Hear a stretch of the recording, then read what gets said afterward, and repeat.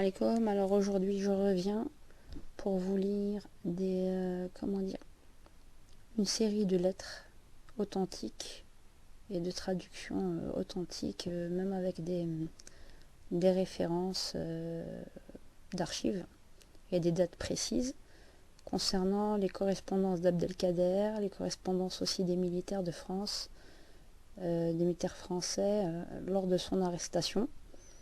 Il y a beaucoup de choses, j'ai à peu près j'ai un dossier complet, on va dire, que je stocke au niveau des lettres et à droite à gauche où est-ce que je peux trouver des infos. Il y a des personnes qui l'ont fait aussi, et donc je vous partage quelques quelques lettres quelques lettres de la période de 1847 à 1848 pour que vous ayez une idée un peu de ce qui s'était passé. Donc il y a beaucoup de choses. En tout cas, j'ai une liste avec les noms de famille, les prénoms. Au niveau quantitatif, par exemple, des prisonniers qui ont suivi Abdelkader, ils étaient de l'ordre de 100 quand ils étaient au fort Lamalgue. 101 personnes. Il y avait aussi bien des esclaves que ces femmes, que des servants. Enfin, j'ai les noms, j'ai tout souligné. Il y a quelqu'un au préalable qui avait vidé un carton d'archives et qui a légué cela. Et donc j'ai des documents très intéressants. Et donc, on parle aussi bien du colonel Lheureux que du ministre Trézel, de février 48. À l'époque aussi, la France, elle, était justement avec sa monarchie de juillet, c'était en train de se préparer. La Prusse, voilà. Il y a plein de choses à dire. Donc il y a le colonel Domas, des lettres du colonel Domas au ministre Trézel, je cherche au fur et à mesure, des réponses de leur part, des correspondances. Donc,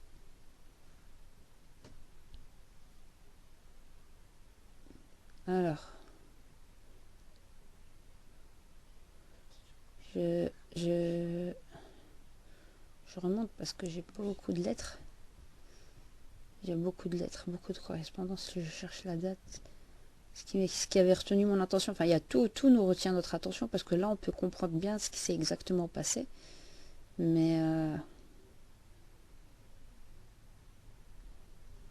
alors.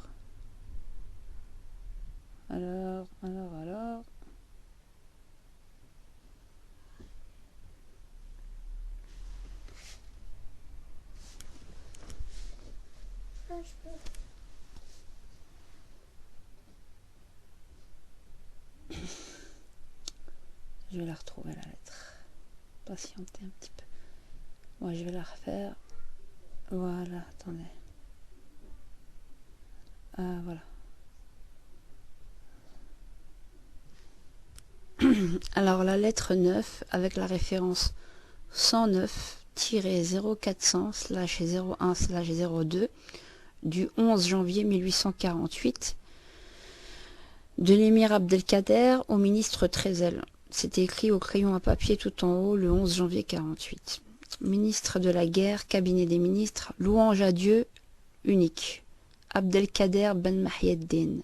Au ministre couronné, valeureux, illustre, préparé aux affaires de la guerre, chef de l'armée et de la famille des guerriers, son Excellence, El Seif Trézel, que Dieu vous protège, salut, miséricorde et bénédiction. Je vous informe de ce qui me concerne après avoir mûrement réfléchi. J'ai trouvé, je me suis convaincu, connaissant votre magnanimité, votre mansuétude, votre générosité et votre grande clémence, que je n'avais rien de mieux à faire pour mes intérêts que de me livrer aux mains du gouvernement français, moi, mes femmes et mes enfants. J'ai fait ainsi, je me suis rendu à vous, et je suis venu vers vous en abandon et soumission. Je me suis rencontré avec le général de la Mauricière. Il m'a conduit vers le fils du sultan Al-Saïd, duc d'Aumale, qui m'a reçu avec joie et avec considération. Il m'a donné la main et m'a envoyé vers vous. Me voici sous votre obéissance et sous vos ordres. Je suis à Toulon. Votre bienveillance et votre libéralité ne nous ont rien laissé à désirer. Le colonel que vous avez désigné pour présider à ce qui nous concerne nous a comblé de bons procédés, sans contrevenir et sans même changer à vos ordres. Mon esprit n'a été douloureusement affecté, mon cœur n'a été brûlé qu'à l'occasion de ma séparation d'avec mes frères qui sont venus avec moi. On nous a séparés. Je n'ai été suivi que parce qu'il était impossible de séparer de moi. Je vous prie, je demande de votre bienveillance, de votre générosité, de votre mansuétude et de votre bonté de donner votre parole auguste au colonel et de lui ordonner de tous les réunir à moi. Mes larmes et les leurs ont coulé le jour qu'on nous a séparés. Nous sommes tous sous votre garde, sous votre protection, sous votre obéissance, soumis à vos ordres et à votre volonté, le salut. Pour traduction conforme à l'original, l'interprète Yvan Urbain, Paris, 16 janvier 1848. Maintenant, je vous lis la lettre avec la lettre 7, avec la référence 109-0392, 93 aussi, 94, du 26 janvier 1848. Alors, minute de la lettre écrite par le ministre à son Altesse Royale Monseigneur le Duc d'Aumale, gouverneur général de l'Algérie, 26 janvier 1848. Monseigneur, j'ai l'honneur d'accuser réception à son Altesse Royale de ces dépêches du 8, 11 et 12 janvier. La première et la seconde, numéro 86. Une transmission de la traduction des lettres adressées par Abdelkader ou les personnes de sa suite à des indigènes de l'Algérie. La troisième relative à l'erreur émise par le service télégraphique dans la transmission de la nouvelle annonçant la soumission de l'ex-émir. Je ne puis qu'approuver son Altesse Royale d'avoir retenu les dépêches adressées par les compagnons d'Abdelkader à différents indigènes algériens jusqu'à ce que les méfiances du gouvernement du roi à l'égard de l'ex-émir et de sa suite fussent connues. Un fait m'a surtout frappé.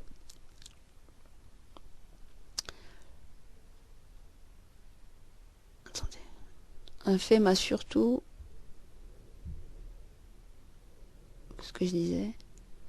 Frappé dans cette correspondance. C'est l'appel, pour ainsi dire, général, fait à tous ceux qu'Abdelkader considère comme de bons musulmans, pour qu'ils le rejoignent en Orient. Outre les inquiétudes réelles que la réunion d'un certain nombre de fanatiques sous la main d'Abdelkader pourrait nous réserver pour l'avenir de l'Algérie, j'ai pensé qu'il y avait là une menace pour la tranquillité des pays musulmans dans lequel l'ex-émir continuerait avec cette immigration de prétendus guerriers de la foi, et j'ai appelé sur ce point l'attention de notre ministre des Affaires étrangères en le priant de faire pressentir à un salut les dispositions des gouvernements à l'attention des représentants de la France. Je prie son Altesse Royale de vouloir bien donner les ordres les plus formels pour qu'on refuse à tous les indigènes notoirement connus comme partisans d'Abdelkader l'autorisation de faire le pèlerinage de la Mecque jusqu'à ce que les renseignements que j'ai provoqués de monsieur le ministre des Affaires étrangères me permettent de vous transmettre des ordres ultérieurs. Je vous remercie, monsieur, de l'implication que vous m'avez fait l'honneur de me faire connaître au sujet de l'erreur commise dans la transmission de la dépêche télégraphique. Alors j'ai une autre lettre maintenant, une lettre 402 avec la référence 104 0426 et 27 du 27 février 1848 et c'est la lettre d'un militaire, il n'y a pas de nom, c'est la lettre d'un militaire. Et sur le côté de la feuille, c'est écrit oui le 27 février 48 et en haut de la feuille, c'est l'extrait d'une lettre de l'état-major Borel, aide de camp du général Cavaignac. Alors qu'est-ce qu'il dit ce militaire? Écoutez bien. Je ne vous parlerai pas des événements qui ont marqué la chute de notre ennemi. Il parle d'Abdelkader. Les journaux ont donné assez de détails à ce sujet. Je vous dirai seulement que j'ai été bien désenchanté sur le compte d'El Hadj Abdelkader et qu'il m'est resté du contact de cet homme extraordinaire une impression tout à fait différente de l'idée que je me faisais du personnage avant de l'avoir vu de près. Dans les derniers moments, il n'a été rien de plus qu'un arabe. L'homme supérieur avait complètement disparu.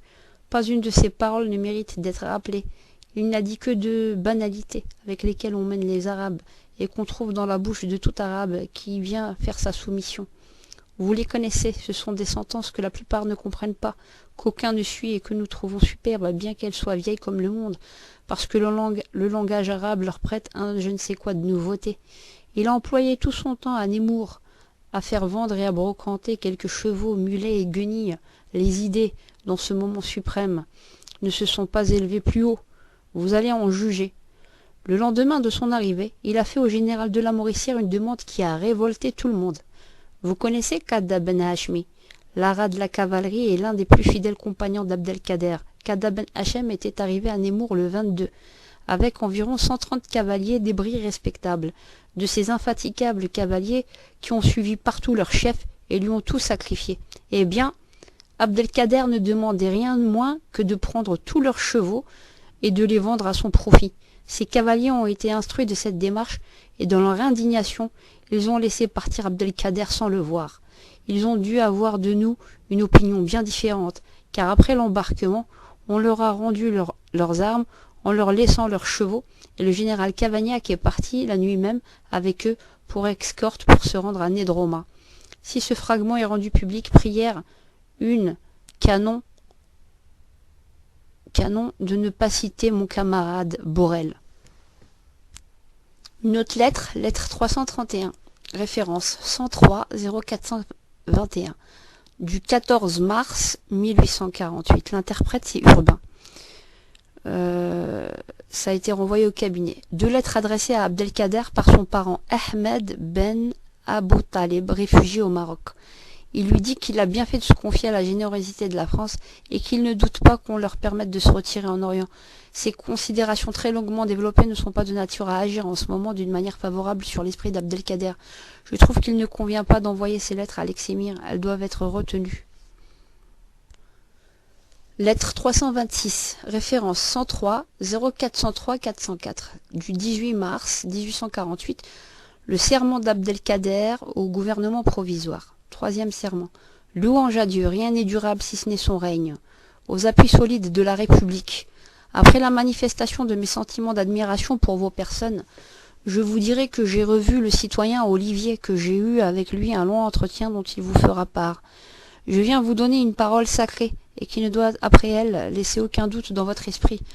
Savoir que je ne m'occuperai jamais plus de me fomenter des troubles contre les Français, ni par moi-même en personne, ni par mes paroles, ni par aucun des miens, et cela pendant toute ma vie. Je fais le serment devant Dieu par Mohammed, Abraham, Moïse et Jésus-Christ, par le Torah, l'Évangile, le Zabour et le Coran, par la Mecque et Médine, par la Terre Sainte, le Quds, je le jure, par le Bukhari et le Moslem, et par ce que nous avons de plus sacré, je le jure par le cœur et par la langue, je renonce entièrement à m'occuper des affaires des Français. Tous mes compagnons font le même serment, ceux qui signent ci-après, aussi bien que ceux qui ne signent pas, ne sachant point écrire, tous au nombre d'environ 100. Salut, signé Abdelkader Ben Mahieddin. En date du 10 Rabi' Sen 1264, 18 mars 1848. Les noms Mohamed et Mustafa Ben Ahmed El Iham, Kadou Ben Mahieddin Ben Ali Ben Mabarak, Mohamed Ben Bashir, Abdelkader Ben Hasir, Mohamed Ben Abdelrahman, Mohamed El-Mekki, Mohamed Melkhair Agha, Douzid Agha, El-Suddaq Zerwali, Mohamed Ben Mustafa, Ben Khadr, El-Jali, El-Sohbi, Abdelkader Ben Barka, Mohamed Ben Amran. Il y en a encore plein, je ne vais pas tous les citer. Attendez, je vais regarder. Voilà, ça c'est un exemple. Deuxième, copie de la lettre d'Abdelkader au gouvernement provisoire. C'est celle du 18 mars. Encore, c'est une autre référence. 103 0405 06 07 08. Louange à Dieu, rien n'est durable si ce n'est son règne. Aux appuis solides de la République qui gouverne toute la France et qui sont à son égard ce que les yeux et les bras sont au corps. Par eux le corps est mis en mouvement, et par eux aussi il reçoit ce qui lui convient et est garanti de ce qui lui est nuisible. Salut à ceux que Dieu a rendus honorables et qui a voulu que leurs actions respirent le bien et le bonheur, pour tous, qui les a doués du pouvoir d'être utiles aux forts et aux faibles. Ils empêchent les forts de commettre l'injustice et de faire peser leur grandeur sur les faibles. C'est un bien qui est tout à l'avantage des forts et qu'un jour de l'éternité seulement et devant Dieu ils pourront reconnaître et apprécier. Il protège les faibles qui dans ce monde n'ont point d'appui et il préserve les injustes et des grands. Le citoyen Olivier, votre délégué, est venu me voir hier. Il m'a informé que les Français se sont tous unis pour un seul et même but et ont aboli la royauté pour que la France soit gouvernée par la République. J'ai été réjoui en apprenant cette nouvelle parce que j'ai lu dans les livres qu'un tel état des choses est convenable au peuple puisqu'il anéantit l'injustice et empêche le fort d'opprimer le faible, que par conséquent tous deviennent frères et que par cette raison nul frère ne peut s'élever sur son frère. Les anciens sages ont dit quiconque veut s'agrandir s'abaissera. Vous avez fait dans ce monde ce qui sera dans l'éternité pour tous les mortels devant le Tout-Puissant. Tous les hommes sont fils d'Adam et Adam est né d'illusion. Je sais pas c'est écrit quoi. La nation qui est unie et dont les intérêts sont soumis à l'examen et l'opinion de tous, elle est celle qui sans contredit est la plus forte, parce que par les conseils donnés par tous, il est rare de faillir, tandis que le conseil d'un seul entraîne souvent l'erreur. Les anciens sages ont dit, celui qui ne consulte que son opinion glisse et tombe. Dieu dans le sublime livre du Coran a chéri les hommes qui sont doués de tels sentiments. Il a dit, leurs actions doivent être toujours conformes à leur opinion prise en masse. Aujourd'hui, vous êtes des hommes de grand cœur, compatissants, vous aimez le bien et ne jugez que par la légalité. Dieu vous a placés où vous vous trouvez pour être les protecteurs des infortunés et des affligés. Je suis... Attendez. Je termine celle-là.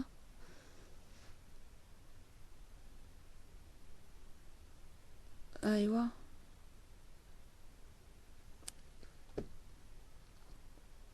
Alors là, j'ai sauté toute la... Ah ouais. Je suis l'un de ceux-ci, et je suis malheureux, je demande de vous et de votre justice d'arracher l'affliction qui m'oppresse. Si je n'ai point obtenu justice par le passé, je dois l'obtenir maintenant, puisque vous êtes les auteurs de l'état des choses qui ne veut plus ni injustice ni oppression. Je n'ai rien fait qui puisse être blâmé par des hommes sages comme vous l'êtes. J'ai défendu mon pays par tous les moyens, j'ai la conviction que par cette raison vous m'estimez quand j'ai été vaincu et que Dieu ne m'a pas donné l'avantage. J'ai songé à tranquilliser mon âme en renonçant aux choses de ce monde, et quoi qu'il me fût possible de me rendre dans le pays des Berabers du Maroc, Berabers Maroc, ou dans le Sahara, j'ai préféré pour mon âme sa remise entre les mains des Français. Je désirais être envoyé par les Français dans le pays que je choisirais. Dans mon esprit et par toutes les nations musulmanes et chrétiennes, j'ai donné à la nation française la préférence pour l'inviolabilité d'une parole donnée. J'ai demandé au général Lamoricière de me faire transporter à Alexandrie, pour de là me rendre à la Mecque et Médine. Je l'avais prié de ne pas me faire passer ni par Oran ou à Alger, ni par Toulon ou tout autre port de la France, parce qu'il savait peut-être ce qui allait se passer pour lui. Enfin, je lui avais demandé de m'embarquer à Djemma-Arazawet pour me rendre directement à Alexandrie, et pour l'accomplissement de ses demandes, je lui ai demandé une parole française. C'est ce qu'il a fait en m'adressant un écrit en arabe et qu'il a signé en français et revêtu de son cachet écrit de la même langue. Quand cet écrit m'est parvenu et dans la conviction que la parole des Français est inviolable, je me suis rendu à lui. S'il m'avait dit je ne puis pas vous promettre ce que vous demandez, je ne me serais point rendu. Ouais, mytho, parce que j'ai les autres écrits. J'ai les autres écrits de ceux qui l'ont arrêté. Mais c'est pas grave. J'avais la certitude que la parole française est une parole solide, fût-elle donnée même par simple soldat, et qu'il était impossible de la violer. Donc, entre parenthèses, je dis pas qu'il n'a pas été un combattant. Mais là, il était en train de chercher un peu les faveurs des Français. Mais il faut qu'on arrête de lui donner des circonstances atténuantes, parce que quand même, il a lâché pas mal de gens en Algérie, et c'est pour ça certainement qu'il voulait pas y revenir et qu'il a complètement abandonné l'Algérie, parce qu'il savait très bien ce qu'il allait l'attendre et ce qu'il avait fait à ses propres cavaliers, et comment il avait attaqué plein d'autres tribus pour essayer de dominer en Algérie les autres tribus qui se trouvaient en Oranie et qui n'étaient pas en train de le soutenir. Voilà. Donc voilà, il a du mérite et il n'a pas de mérite aussi. Mais de là en faire un héros national, c'est une usurpation de l'histoire. D'accord? Il y a eu beaucoup de héros pour l'Algérie, et pas comment dire, que l'émir Abdelkader. Et si vous continuez à persister à presque le déifier, et carrément pratiquement de nous traiter d'apostat, et on vous ramène des preuves, faut vraiment regarder bien les choses. Il n'y a pas de honte à se dire c'est de se tromper. C'est ça, c'est cette fierté mal placée chez les Algériens qui nous fera jamais avancer. D'accord? Il y a eu des vrais héros en Algérie. Celui qu'on a pointé, n'oubliez pas, il a été construit par la France. D'accord? Bon gré, mal gré. Et on s'est approprié une lecture française. D'accord? Jusqu'à présent, ceux qui connaissent vraiment l'histoire, ils se foutent de notre gueule. Voilà. Moi, je vais m'arrêter parce que j'ai 101 pages. Je vais pas vous les lire quand même. Mais il viendra le jour, Inch'Allah, on fera un travail de fond en comble, on va faire le ménage. Et puis, je vous ai déjà envoyé normalement quelques écrits. Je vous ai mis des pistes aussi sur les écrits du Hadj Ahmed Bey pour qu'on ait une cartographie globale. Il y a encore plein de choses à dire, hein. Donc voilà, ouvrez votre esprit critique et arrêtez d'être des binaires. Arrêtez d'être binaire. Voilà, salam alaikum.